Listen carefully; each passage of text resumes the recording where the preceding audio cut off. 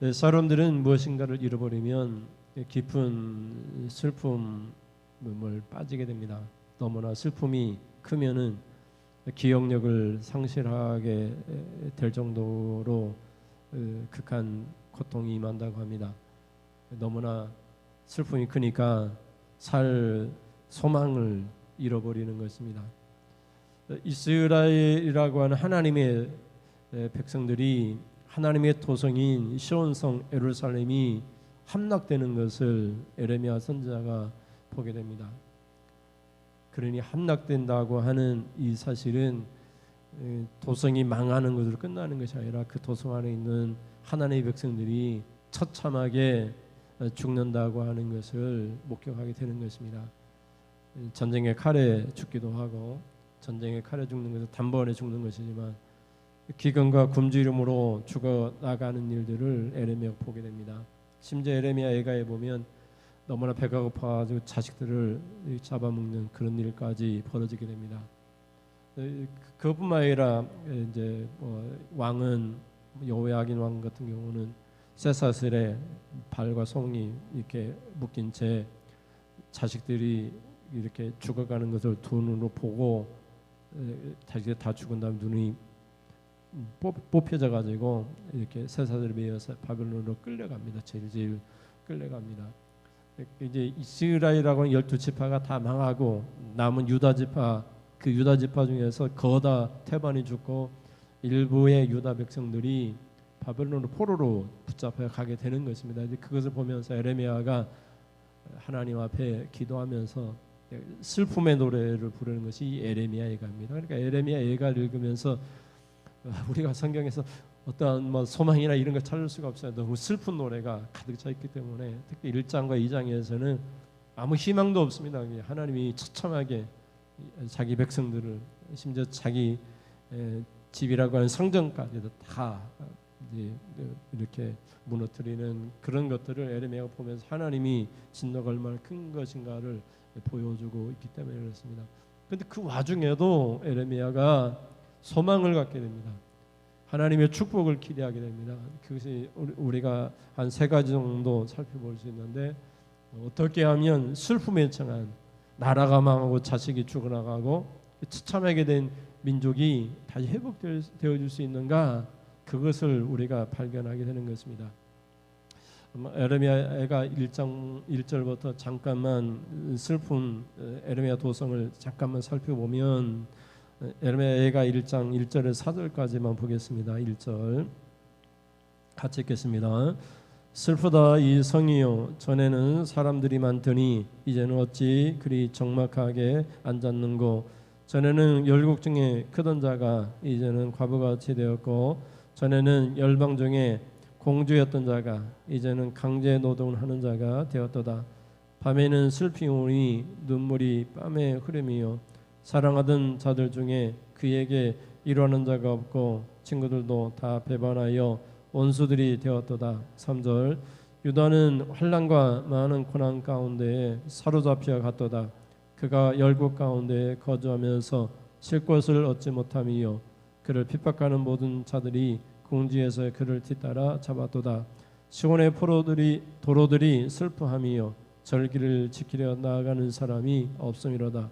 모든 성문들이 적막하며 제장들이 탄식하며 처녀들이 근심하며 시온도 공고를 받았도다. 아멘. 1차 세계대전이 발발했을 때 유대인들이 많이 학살을 당했습니다. 홀로 뭐라고 하죠?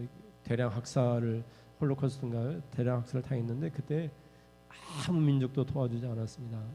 종교적으로는 예수님을 죽인 민족이라는 그런 어떤 뭐라고 하죠? 그게 이렇게 붙어가지고 아무도 도와주지 않았습니다. 믿는 기독교 국가들조차도.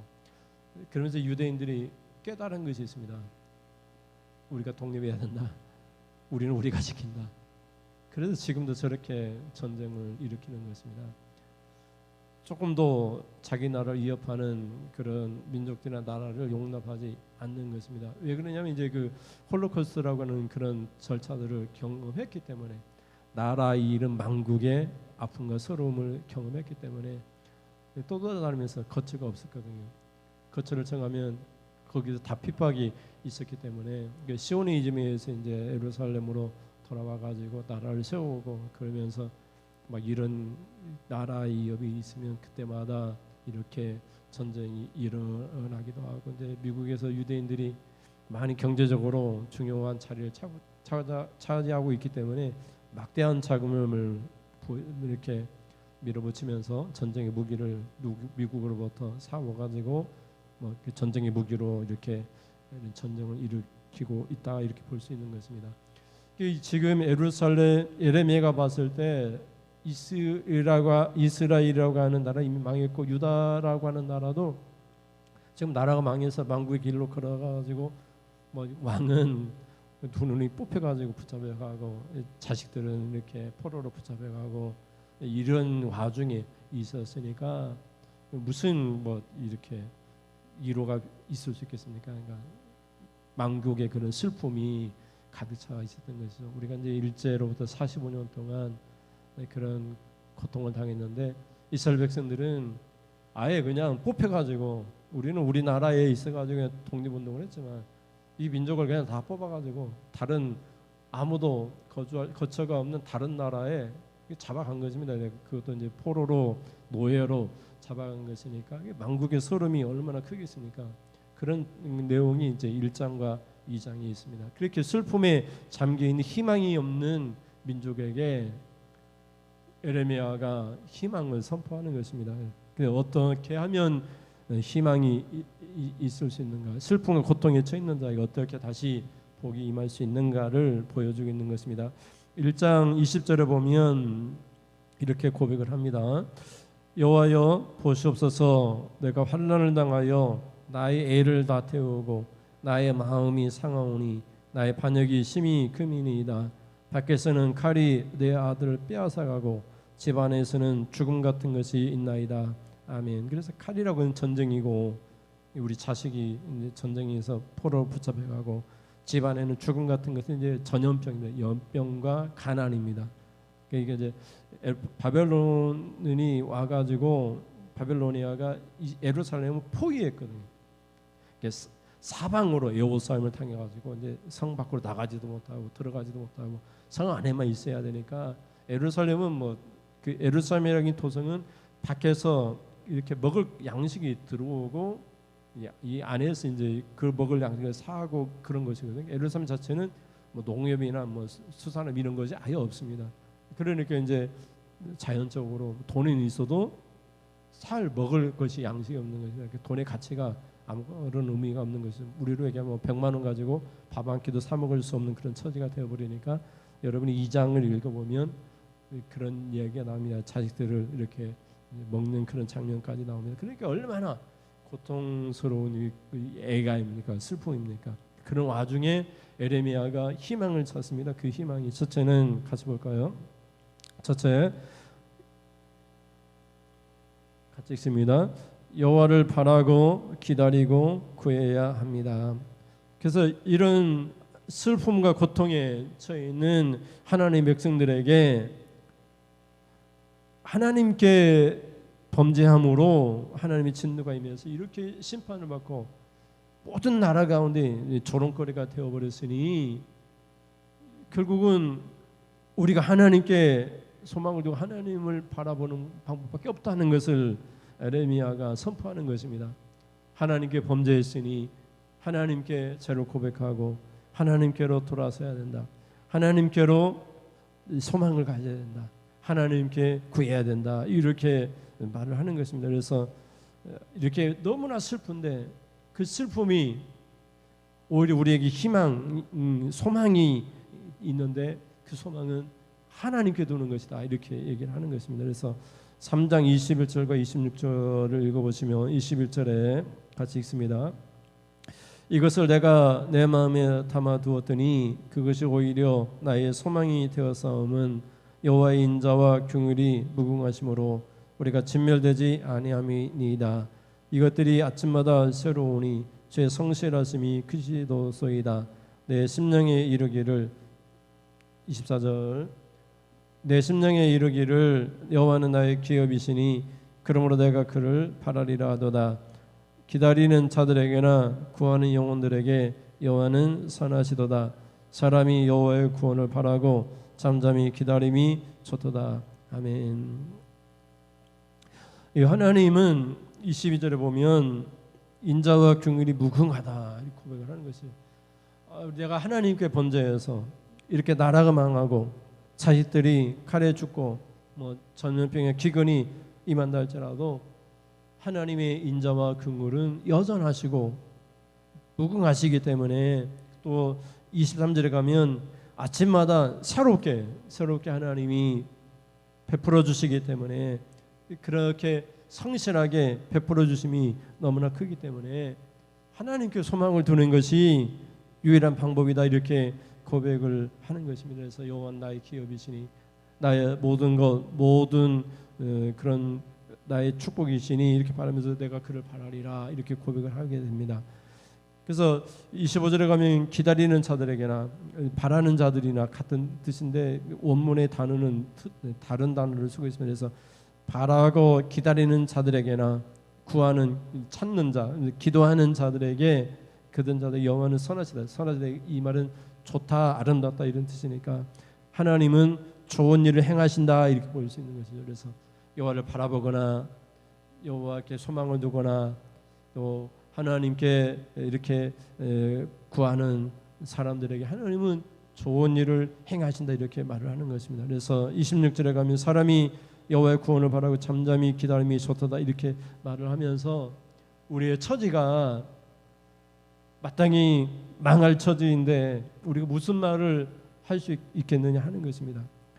잘한 것도 하나도 없는데 어떻게 하나님 앞에 축복해달라 이렇게 말할 수 있겠느냐.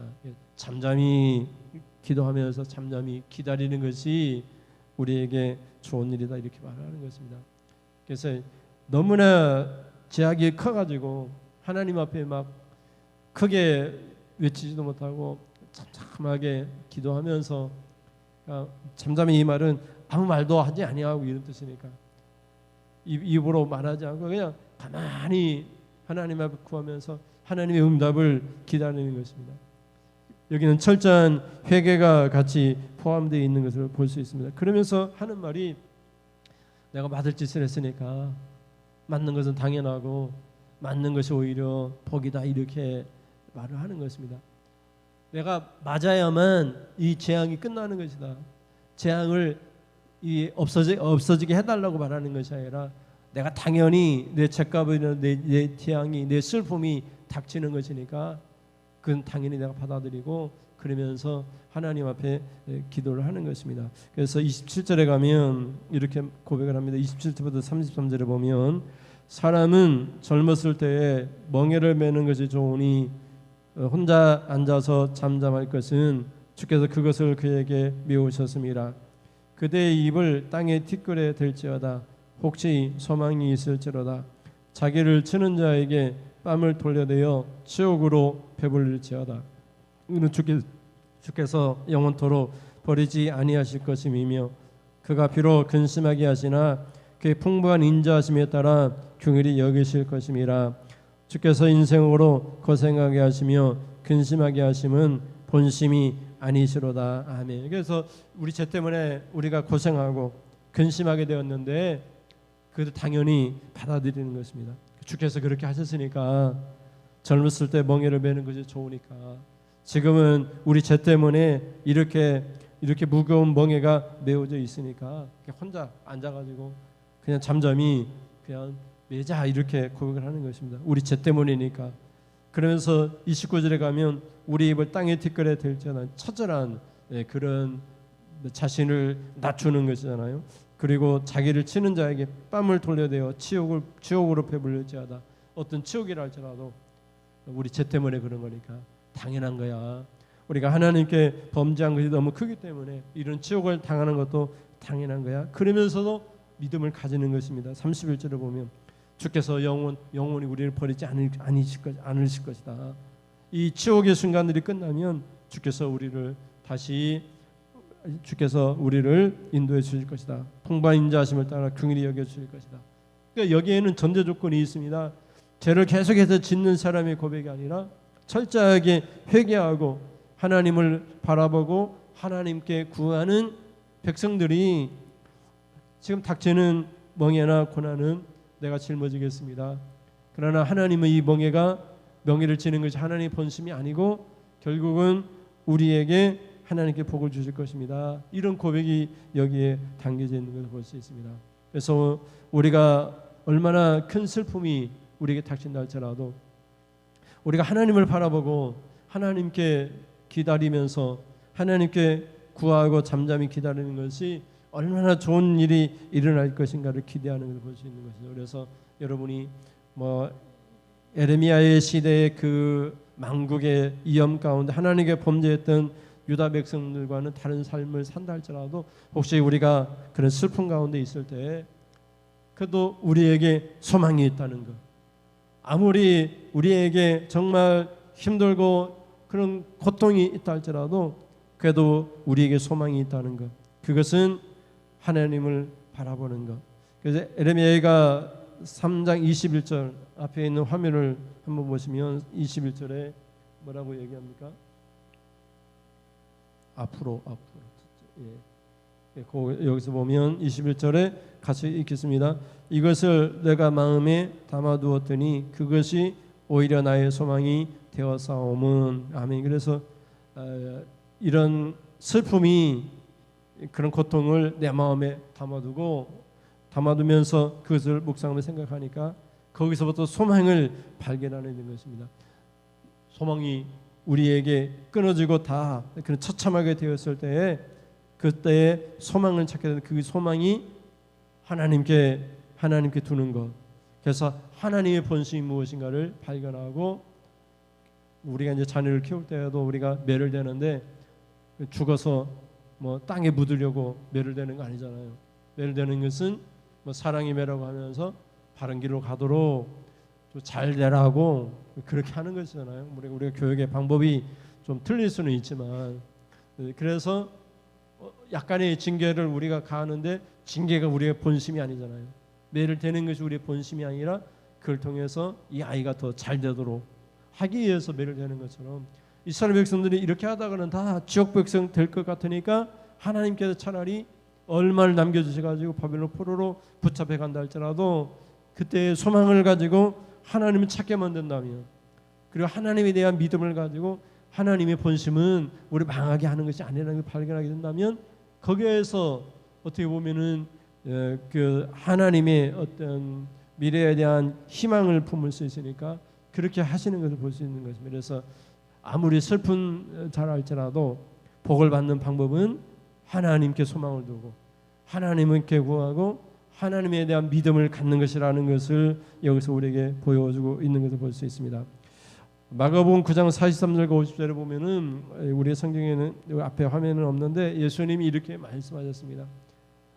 너희 눈이 범죄케 하거든 그 눈을 뽑아버리라. 두 눈을 가지고 지옥 불구덩이에 들어가는 것보다 한 눈 가지고 하나님 나라 가는 것이 낫다. 오른손이 범죄하거든 오른손을 찍어버리라. 한 손 가지고 천국에 가는 것이 낫다. 두 손 가지고 지옥 구덩이에 던져지는 것보다 그리고 오른발이 범죄하거든 오른발을 찍어내버리라. 쩔뚝발이로 천국에 가는 것이 차라리 낫다. 이렇게 말씀하면서 약간의 과장법이 있는데 그 철저한 죄와의 단절을 말씀하고 있는 것입니다. 그래서 죄 때문에 하나님께 죄를 저질러 가지고 이렇게 망국의 길에 들어섰는데 그 백성들에게 소망이 어디 있느냐? 하나님께 소망을 두고 하나님이 원하는 삶을 살아야 된다는 것, 그것을 여기서 발견하는 것을 볼 수 있습니다. 그럼 둘째는 슬픈 자가 복을 받는 방법의 두 번째를 어떻게 에레미야가 소개를 해주고 있느냐? 둘째 같이 보시면 자기 행위를 조사하고 여호와께로 돌아가야 합니다. 우리가 이제 내가 슬픔을 당하고 이렇게 망국에 우리 나라가 망하게 되었다 이렇게 했을 때 누구를 원망할 수 있겠습니까? 김정은이가 핵무기를 해가지고 쳐들어와서 6.25 한국 전쟁이 일어나가지고 우리나라가 힘들게 되었다 이렇게 말할 수는 없잖아요. 우리들 자신이 문제가 있으니까 전쟁에 노출돼가지고 전쟁 하나 막아내지 못한 거잖아요. 왜? 우리의 자국력이 없으니까 외세의 도움 없이는 안 된다고 하는 그런 잘못된 사고를 갖고 있으니까 여전히 우리가 전쟁 위협 앞에서 자유로울 수 없는 것이잖아요. 오히려 무기를 더 개발하고 오히려 더 막강한 군사력을 가질 수 있다면 어떤 막강한 군사력을 가진 그 적들이 쳐들어온다 할지라도 우리 자국의 힘으로 우리가 비록 땅은 작지만 우리 힘을 해보겠다고 하는 그런 자국력을 가지는 것이 중요하잖아요.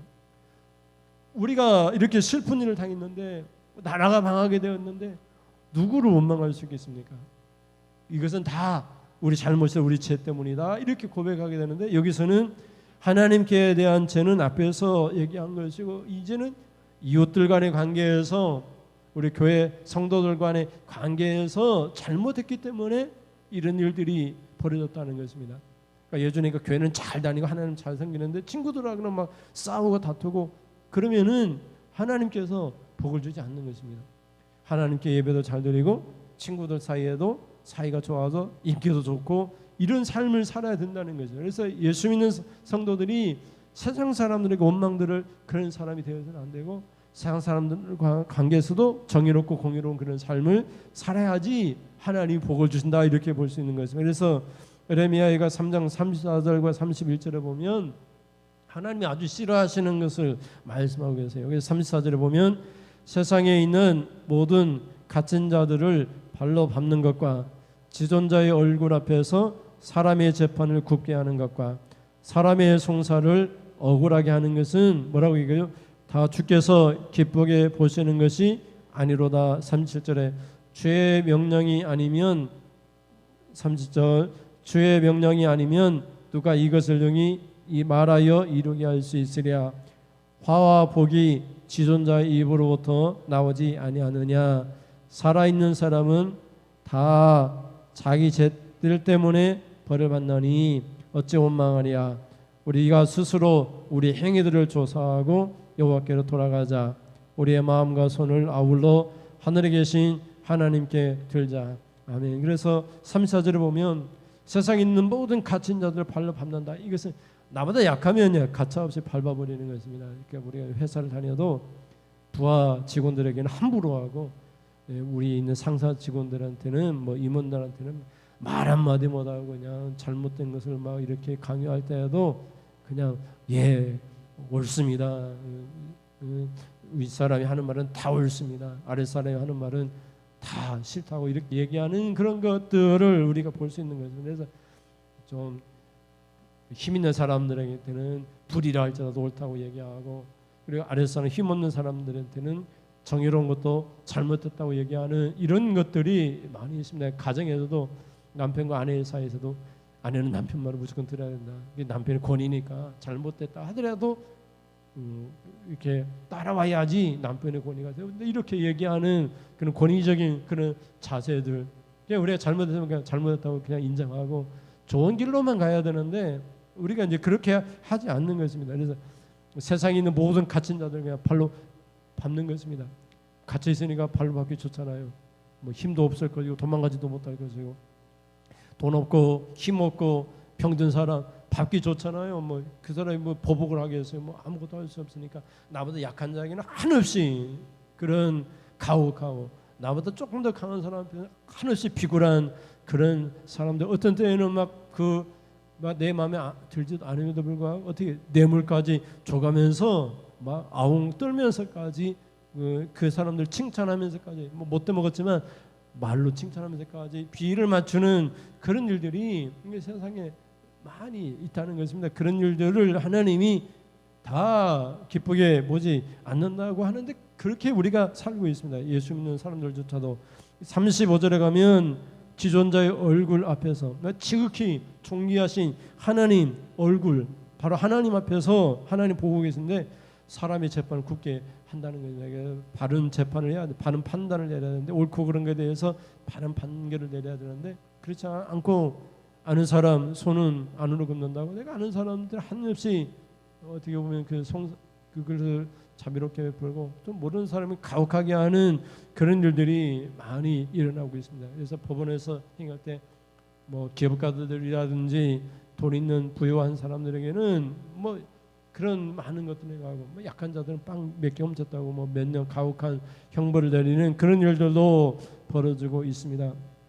그리고 36절에 가면 사람의 송사를 억울하게 하는 것, 이게 재판이라고 볼 수 있는데 억울해서 이제 우리가 송사할 때에 그 억울한 재판을 내가 이제 억울해가지고 이것을 풀어달라고 했는데 오히려 네가 죄인이다 이렇게 판결이 내려지는 경우도 있다는 것입니다. 그러니까 목격자를 돈으로서 매수해가지고 뭐 두세 명의 증인만 있으면 가능하니까 이렇게 한다는 것입니다. 요즘은 뭐 이렇게 뭡니까 비디오나 이런 기술이 발달해가지고 없는 이런 뭡니까 사건들도 만들어내는 그런 시대이니까 아주 앞으로는 그런 일들이 많이 벌어질 것 같습니다. 이런 것들은 다 하나님이 기쁘시게 여기지 않는 거죠. 그러면서 38절에 가면 화와 복이 지존자의 입으로부터 나오는데 우리의 행위를 보니까 화가 임하겠느냐 복이 임하겠느냐 하는 것입니다. 그래서 하나님을 기쁘시게 하지 않는데 어떻게 복이 임할 수 있느냐. 그러면서 37절에 보면 주의 명령이 아니면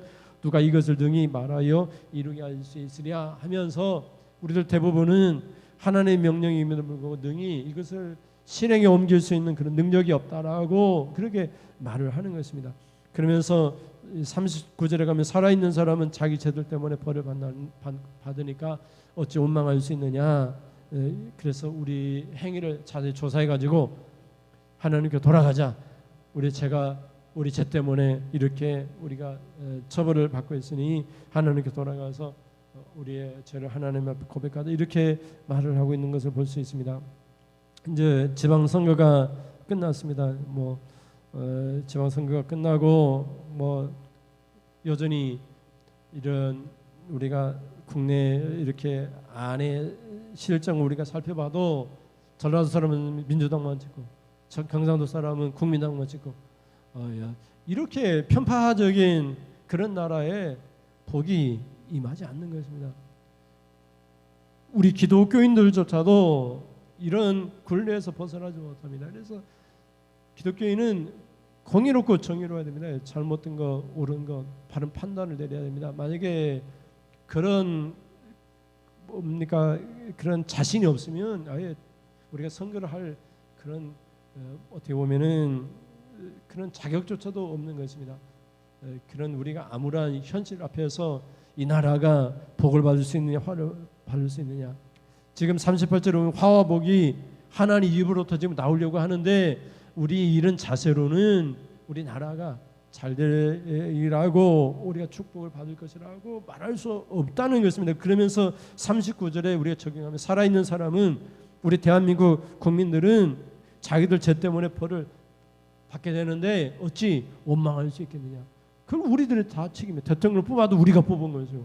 뭐 지방정치 일인들 시원이나 뭐 시장을 뽑을 때가 다 우리가 뽑았는데 누구를 원망할 수 있겠습니까? 우리 손으로 우리가 투표해서 그들이 바른 정치를 하면 좋은데 그렇지 못하고 편파적인 정치를 하고 죄를 이렇게 재판을 잘못하고 송사를 억울하게 만들 때에 누구를 원망할 수 있느냐 하는 것입니다. 그래서 우리 행위를 자세히 돌아보고 그런 누군가의 그런 이협이나 그 편파적인 것에 빠지지 말고 여호와께로 돌아가 가지고 하나님 말씀의 근거에서 우리가 마음과 손을 아울러 하나님 앞에 들면서 하나님이 주시는 말씀의 근거에서 우리가 이웃과의 관계에서 바른 판단을 해야 된다. 하나님과의 관계에서도 우리가 바른 판단을 해야 되지만 이웃과의 관계에서도 갇힌 자들에게 우리가 더 한량없는 은혜를 베풀고 우리에게 엄격하고 위에 있는 사람들에게 좀 더 담대해져 가지고 잘못된 건 잘못된 것이라고 말할 수 있는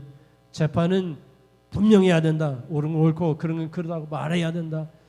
억울한 송사에 대해서는 억울한 것을 풀어줄 수 있는 그런 사람이 되어야 한다. 그래야지 우리에게 복이 임한다. 이렇게 말을 하고 있는 것을 볼 수 있습니다. 그래야지 슬픔에 당한 고통에 당한 만국의 예루살렘 이스라엘 백성들이 유다 백성들이 다시 회복될 수 있다. 이렇게 말을 하고 있는 것을 볼 수 있습니다. 그래서 여러분이 앞으로 살아갈 때 사람과의 관계에서 좀 더 약한 자의 편에서 여러분이 판단을 내리셔서 여러분의 화가 아니라 복이 임하는 그런 은혜가 있기를 주님의 이름으로 축원을 드립니다. 마지막으로 세 번째 같이 보겠습니다. 슬픔과 고통에 당한 망한 나라에게 어떤 희망이 있는가. 셋째, 여호와여 우리를 주께로 돌이키소서 돌아가겠나이다.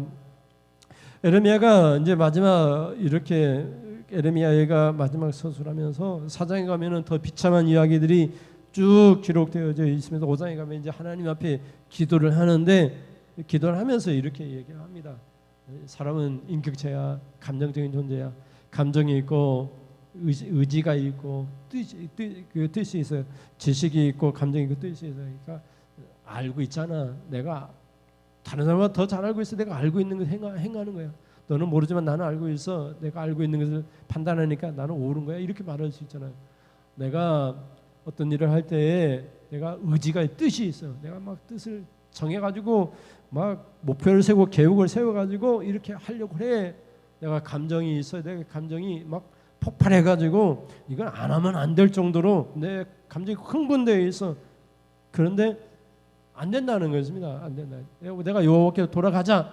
내가 막 감정이 폭발해가지고 하나님께 돌아가지 않으면 안 될 것처럼 하나님께 돌아가겠다라고 강력한 의지적인 결단을 내렸다 이 말입니다. 하나님께 돌아가는 길밖에 다른 길이 없다고 하는 지식의 그 방법을 알아가지고 이제 하나님께 돌아가자고 했다 이 말입니다.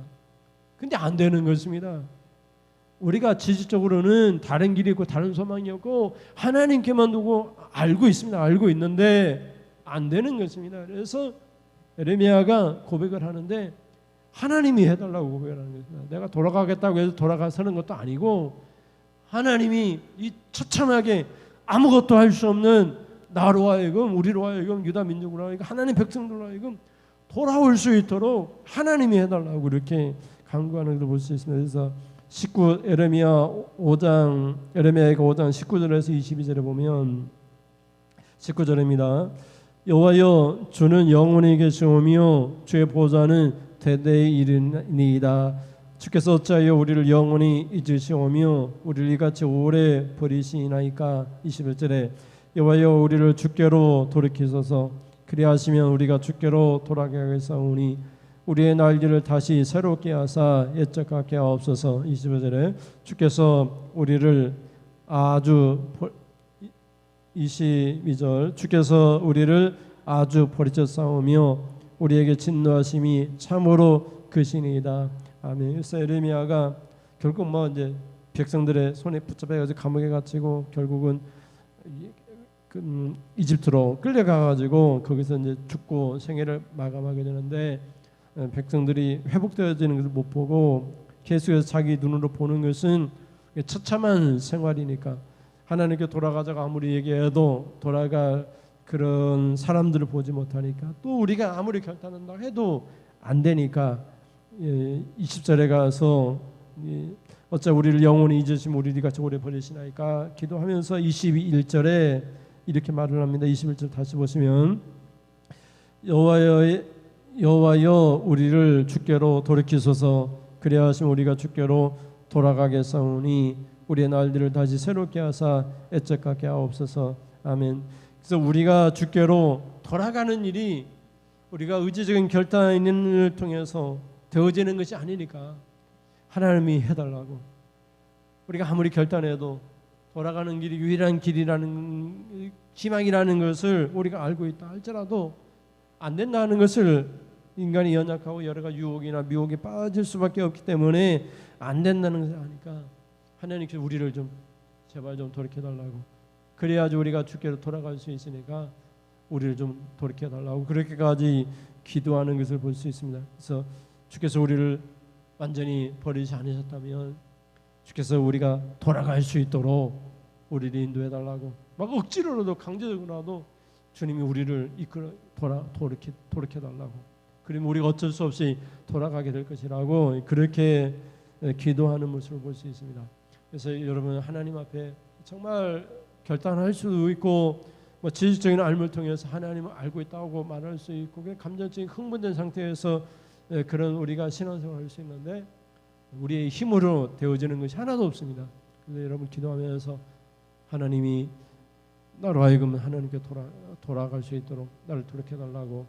하나님의 은혜가 아니면 하나님의 손이 아니면 나는 도저히 주께 돌아갈 수 없는 그런 연약한 그런 모렴치한 사람이라고 고백하면서 아주 낮아지고 겸손한 자세로 하나님 앞에 돌이키는 일도 주님이 하시는 일이니까 주님이 해달라고 그렇게 간구하는 그런 겸손한 자의 모습이 우리에게 필요한 것 같습니다. 그래서 이렇게 나라가 망하고 자식들이 포로를 붙잡히는 그런 모든 현실을 바라보는 에레미야가 다시 희망을 기록하고 있는 그 소망을 기록하고 있는 그것은 우리가 다시 하나님께 범죄했으니까 하나님을 바라보고 구하고 하나님 앞에 잠잠히 응답을 기다리는 것.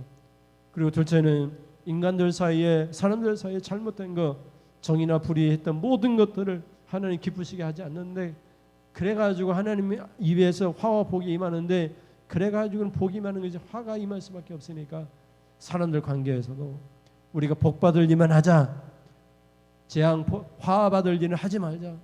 우리가 예수님도 우리가 하나님의 예물을 드리다가 원망들을 형제 원망들을 일이 있으면 예배를 기도를 그만두고 가서 화해하고 와서 하나님 앞에 예물 드리라고 하니까 사람들의 관계는 절대로 그렇게 나 때문에 원망들을 일이 없도록 하자. 내가 이렇게 정의롭고 공의로워야 되는데 그렇지 못한 일들을 하지 말자. 이것을 반드시 결단해서 하나님 입에서 축복이 많은 내가 너에게 복을 내린다. 너는 잘 돼야 된다. 하나님 그렇게 복을 내리는 그런 은혜가 있기를 주님의 이름으로 축원드립니다. 우리가 아무리 주님께로 돌아가기도 결단하고 막 손 모가지 다 예수님 말씀하는 것처럼 눈을 뽑아내고 뭐 팔을 잘라내고 다리를 절단한다 할지라도 그렇게 결단하고 계획을 세운다 할지라도 안 되는 것입니다. 그러니까 하나님 앞에 도움을 구해가지고 내가 안 되니까 결단해도 안 되니까 하나님 나를 돌이켜달라고 그리하면 내가 주님께로 돌아갈 수 있으니까 돌아가자 아무리 결단해도 안 되니까 하나님 제발 좀 도와달라고 그렇게 간구하셔서 하나님 환경을 바꿔주시든지 나에게 더 겸손하게 나를 치시든지 차오지간 하나님께 돌아갈 수 있도록 도움을 구할 때 그때 하나님께 돌이키는 그런 역사가 일어나게 되는 것을 볼 수 있습니다. 그런 은혜가 있길 주님의 이름으로 축원을 드립니다. 우리 찬송하면서 잠깐 기도하겠습니다.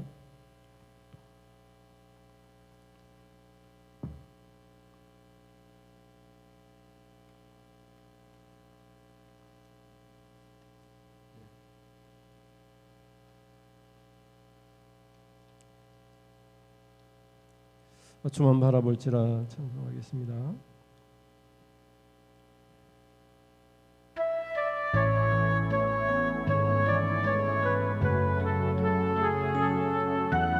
하나님께 우리가 바라는 것이 있습니다. 축복과 은혜입니다.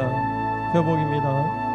하나님의 사랑을 사모하는 자 하나님의 편애를 바라보는 자 너의 모든 것 창조하신 우리 주님이 너를 얼마나 사랑하시는지 하나님께 찬양과 경배하는 자 하나님의 선하심을 닮아가는 자 너의 모든 것 창조하신 우리 주님이 너를 자녀 삼으셨네. 하나님 사랑의 눈으로 너를 눈으로 바라보시고 하나님이 나의 길로서 언제나 너에게 기울이시니 어둠이 밝은 빛을 비춰주시고 너의 작은 신음으로 응답하시니 너는 어느 곳에 있든지 주를 향하고 소망하라 하나님 사랑의 눈으로 너를 어느 때나 바라보시고 하나님이 나의 길로서 언제나 너에게 기울이시니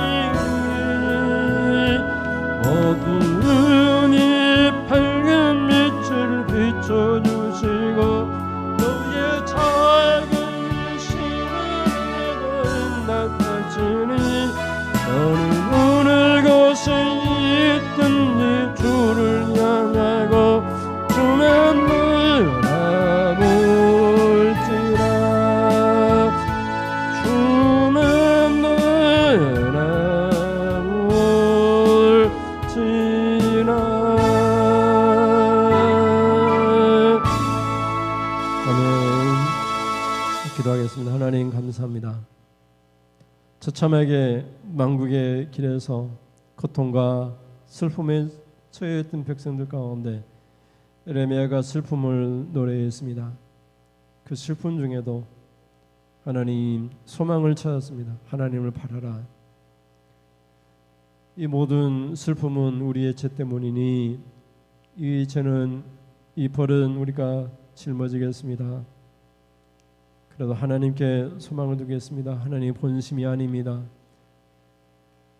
하나님께서 얼마나 성실하든지 아침에도 저녁에도 언제든지 사랑과 긍휼을 축복을 베푸실 하나님이신데 우리의 죄 때문입니다. 하나님께 범죄했습니다. 하나님께 고백을 하면서 이웃과의 관계에서도 하나님 우리가 불의했습니다. 정의롭지 못했습니다. 편파적이었습니다. 하나님 재판을 굳게 하고 한없이 약한 자들에게 발로 짓밟고 조금 더 위에 있는 사람들이 한없이 피굴했습니다. 그것이 오늘 우리들의 삶 속에도 여전히 일어나고 있습니다. 하나님이 입에서 화와 복이 지금 막 나오고 있는 중에 우리가 복을 선택하지 못하고 화를 선택하는 잘못을 저질렀습니다. 그래서 하나님께로 돌아가자, 하나님께로 돌아가자 외치면서 사람들 사회에서도 관계에서도 정의롭고 공의롭고 사랑을 베푸는 그런 사람이 되겠습니다. 결단을 내립니다. 아무리 우리가 결단을 내려도 우리 스스로의 힘으로 되지 않으니까 여호와여 돌이키소서 그리하시면 우리가 돌아가겠나이다. 우리는 너무나 약합니다. 아무리 결단해도 되지 않습니다. 하나님 도와주십시오. 간구합니다. 그래서 하나님 슬픔이 끝나고 하나님 에레미야 시대에는 아니지만 이스라엘 백성들에게 다시 복이 임했습니다. 하나님께 구하고 하나님께 찾고 하나님께 돌아가고 하나님께 도움을 구할 때 하나님이 도와주셨습니다. 하나님 도와주시옵소서. 하나님 우리에게 희망을 소망을 다시 우리 베풀어 주시옵소서. 이 나라가 살 길이 이 민족의 살 길이 어디에 있는지 하나님 우리 신앙인들이 어떤 삶을 살아야지 하나님 축복을 받고 축복이 많은지 하나님 깨닫게 되었사오니 하나님의 관계 이웃과의 관계 우리 스스로 우리 자신이 어떤 사람인가를 발견하고 하나님께 도움을 구함으로 다 복을 받는 주님의 축복된 백성들 되게 하여 주시옵소서. 하나님 앞에 귀한 예물 드립니다. 성교 예물 드립니다. 주정 예물 드립니다. 하나님 이 예물을 주님 앞에 하나님 드리오니 하나님 기뻐 받으시고 이 예물이 사용될 때마다 하나님 성도들 가정들마다 이 예물 드리는 사랑하는 성도들 하나님 그 가정에 축복을 내려주시옵소서. 물질의 복을 내려주시옵소서. 건강의 복을 내려주시옵소서. 자녀가 덜 되는 복을 내려주시옵소서. 저들이 어디를 가든지 간에 들어와도 나가도 복이 되게 하여 주시옵소서. 저들만이 천하만민이 복을 받게 하여 주시옵소서. 저들과 저들의 가문이 명성이 있어 모든 이름 위에 뛰어난 가문이 되게 하여 주시옵소서. 믿음의 사람들이 어떻게 복을 받는지 세상에 하나님 본이 되게 하여 주시옵소서. 하나님이 싸우며 우리 주 예수 그리스도의 이름으로 기도드립니다. 아멘. 하나님 아버지 지금은 말씀을 듣고 어떤 형편과 처지에 있다 할지라도 하나님을 바라고 하나님께 소망을 두겠습니다. 이웃과의 관계에서도 하나님 우리가 사람들 관계에서 어떤 일을 행하느냐에 따라서 화와 복이 임하는 줄을 알고 복이 임하도록 정의롭고 공의로운 선택을 하겠습니다. 우리 스스로 연약해서 하나님께 도움을 구하겠습니다. 결단하도록 하는 사랑하는 성도님들 머리머리에 우리 주 예수 그리스도의 십자가의 은혜와 아들 아끼지 않은 영혼에서 하나님의 그 크신 사랑하심과 지금도 우리 안에 내주하시면서 우리에게 진리의 길로 인도해 주신 성령님의 교통하심이 지금으로부터 영원 무궁토록 함께 있을지어다. 아멘. 하나님 영광 받으시옵소서. 하나님 기쁘시게 하는 신앙인의 삶을 삶으로 우리에게 복이 임하게 하여